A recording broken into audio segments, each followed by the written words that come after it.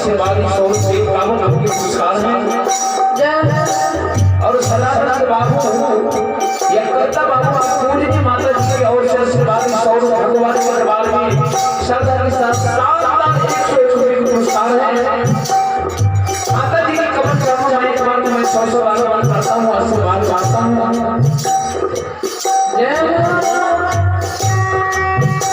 मैं सुख शांति में भगवान से कामना करता हूँ, भगवान जी से कामना करें। माँ सरस्वती बाबा धनराज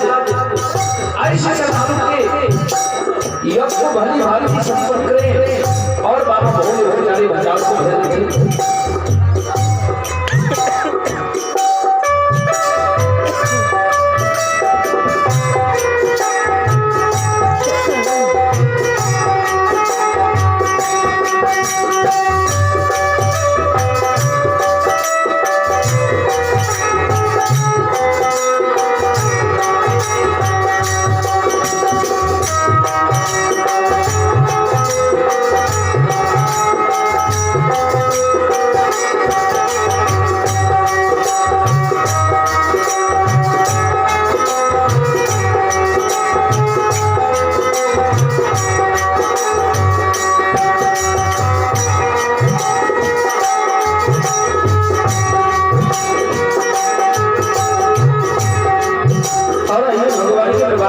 जी के जवाब में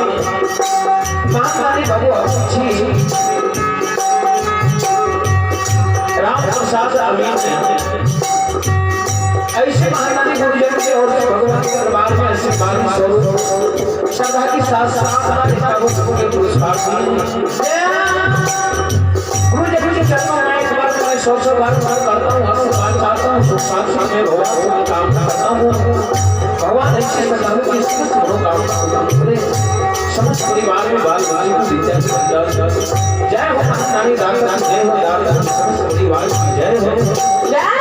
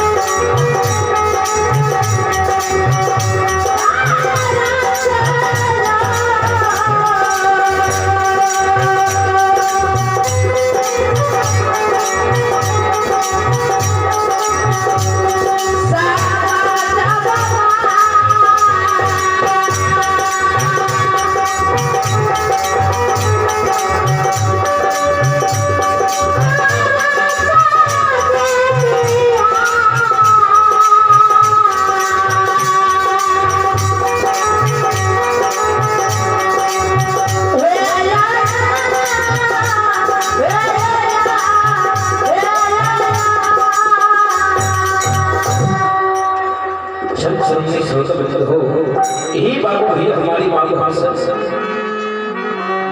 ज्योति बाबा के नैना सम्मोह की लोड गिरे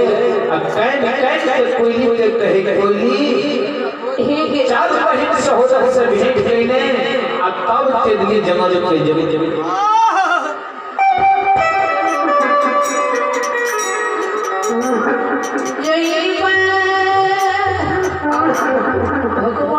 ज्योति बाबा के काम में कोयली कहे बाबा ए बाबा बहिन द्वार में बहिन से भेंट करे अखैर ऊपर में आहा के ऊपर में भगवान के आशीष कृपा बिगड़ के लिए जे मानव के ऊपर से भगवान के आशीष कृपा बिगड़ के लिए वो मानव के मानव सहायता नहीं करे जे बहिन की द्वार बात में जा रही है गुरु बाबा बहिन वीरान रह जाए बहिन नहीं चिन्हत कि हमर भैया द्वार पे ले यदि कोई बेर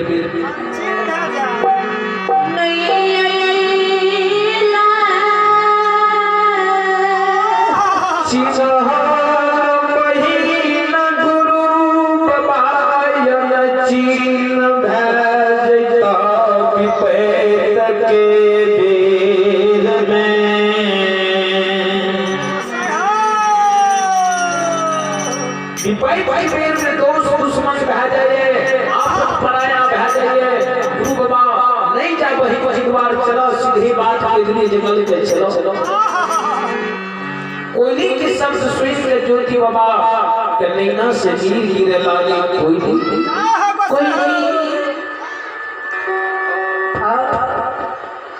ज्योति बाबा को काम है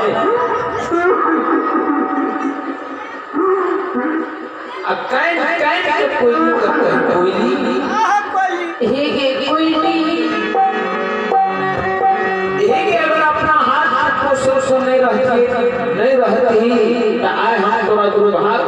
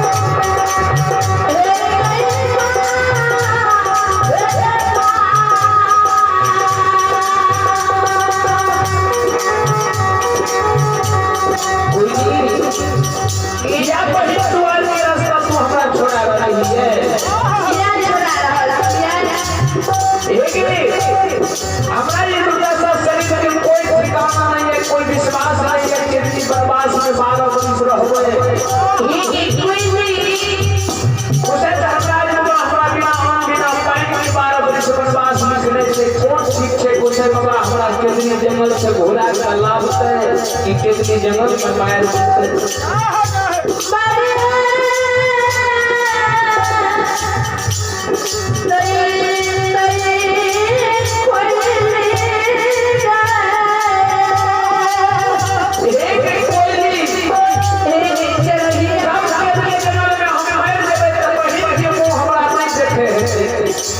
भैया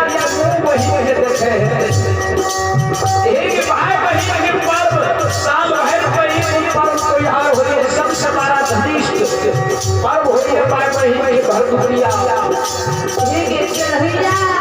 जब हम गदली जन्म पर से बात कर वही घर भैया जाती पहले भाई भैया की आस ही के पर भैया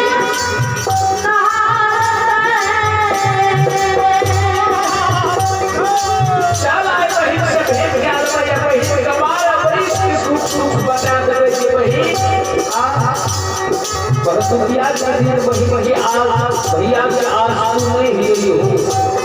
आए तो हर भैया 12 वर्ष के लिए बनवास जा रहे हो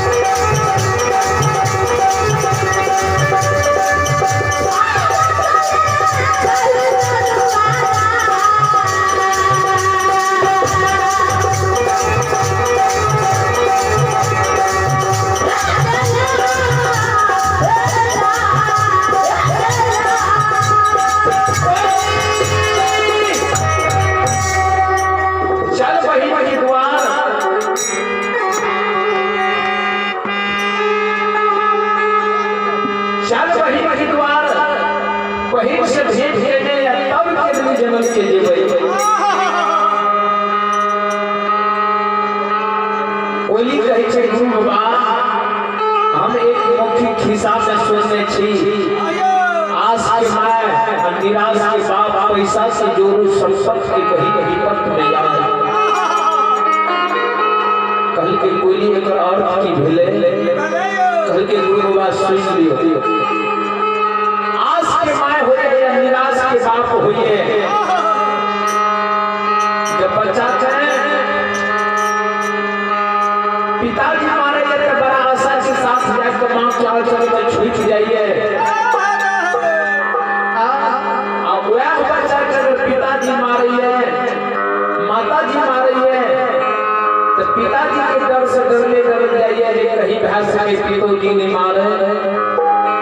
आज के भाई निराश के बाप पैसा से जोड़ो संपत्ति के बही गुरु बाबा संग पैसा सब क्रिया बहुत प्यार छ संग के पैसा समाप्त छ सब बेकार छ बहिन के द्वार में हो संपत्ति के बहिन अगर तोरा संपत्ति छ बहिन के द्वार अगर एक मोटा संदेश लाए के बहुत कमे उ बहिन तोरा चल जाए हमरा द्वार पर भैया के पैर में भैया आई कोई पैर में जाए छ बहिन के द्वार चल बाबा देख लेबो तोहर बहिन कते तोहर आदर मान भाव करे छ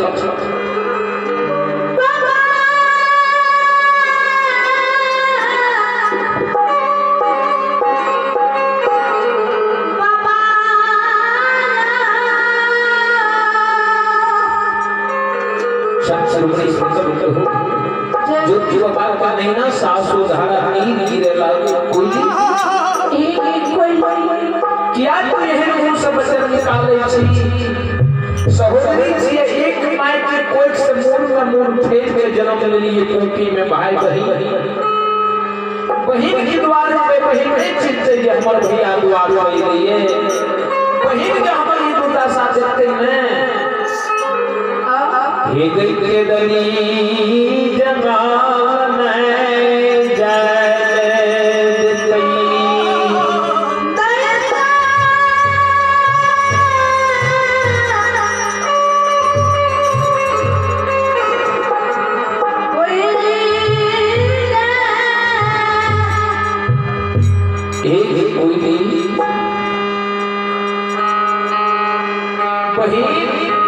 हमरा केदली जगह जाए नहीं देते बहिन हमरा बिन मैच पंपापुर नगरी में राय रहते संसदी सोच हो यही मां बहन बाबू ही ज्योति बाबा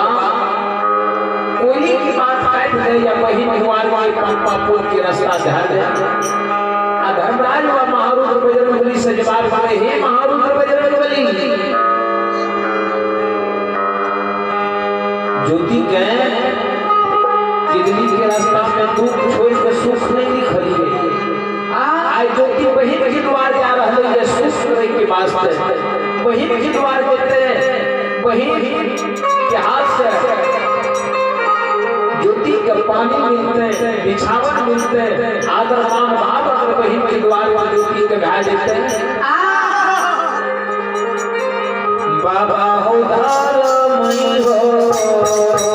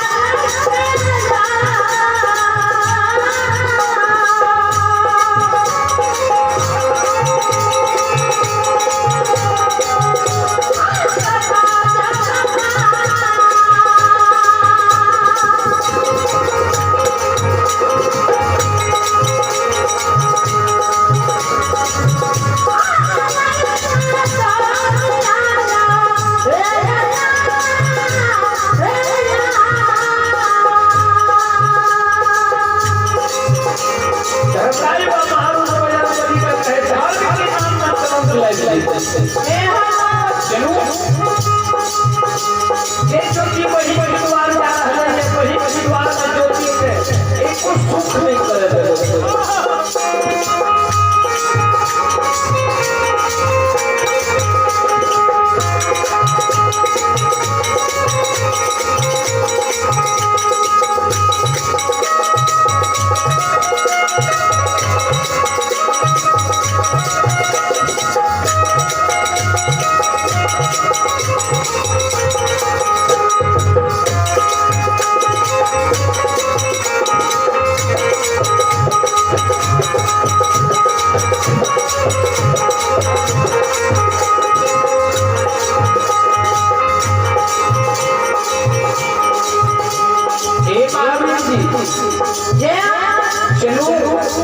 पप्पापुर ज्योति बनियार से पहले जाएगा, ज्योति बनियार से वही है भाई से नाम तोड़ दे, भाई से रिश्ता तोड़ दे। आयो भाजा भाई के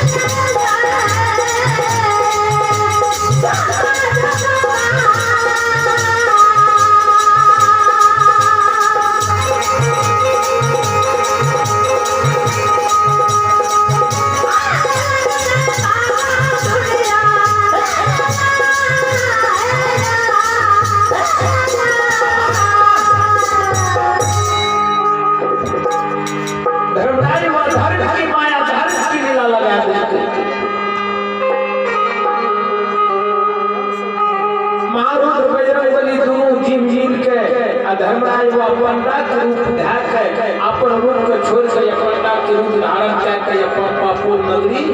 ज्योति बाबा के द्वार पर ज्योति बाबा के बहिन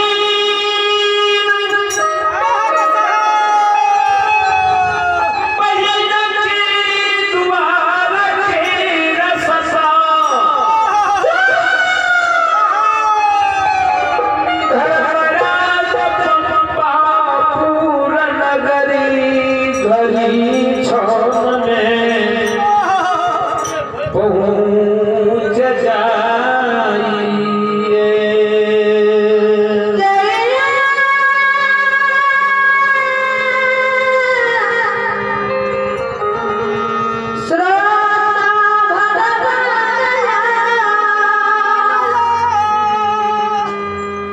श्रवणी श्रोत्र हो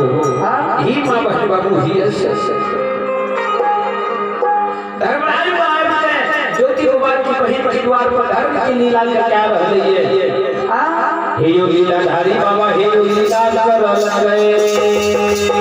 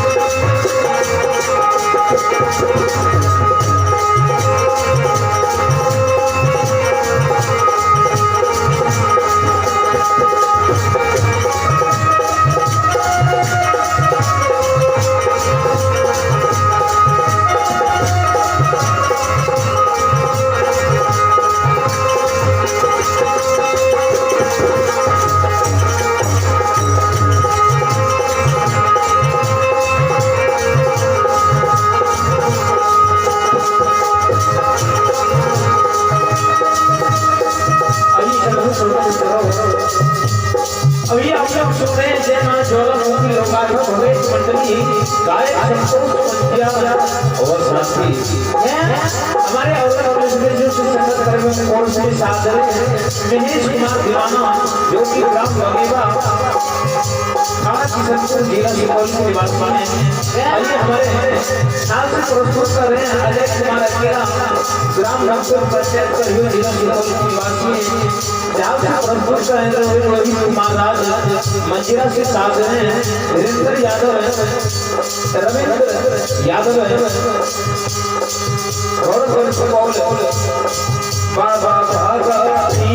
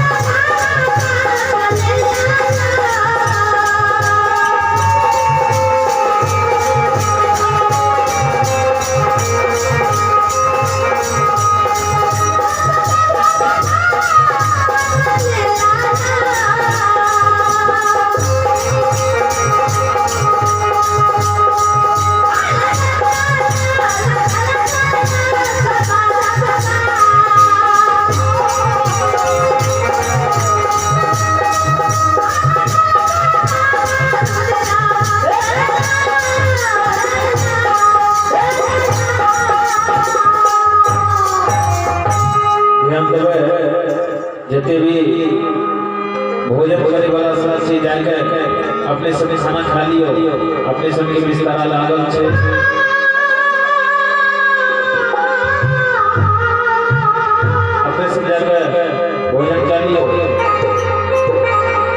सत श्रवणी श्रोत्र हो ही मां बहन बाबू हिय धर्मराज बाबा जय मित्रानी के द्वार पर जाके जय मित्रानी आवाज लगावे ही रानी घर छागन द्वार पर भेंट किया गया जय मित्रानी महल से निकले दो मूर्ति संत बाबा पर नजर पड़े देखे कृपल पंडा के रूप में बगल में भस्म की झोली शीर में तिलक ध्यान हाथ में लोटा लोका कुमंडल जे में रानी मन में सोचे जे लागे छे कोनो जोगी फकीर रहे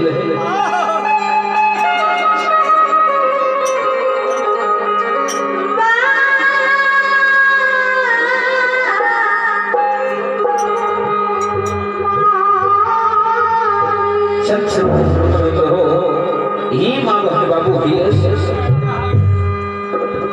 जय में रानी दौड़ दौड़ ले अपन बाबा जय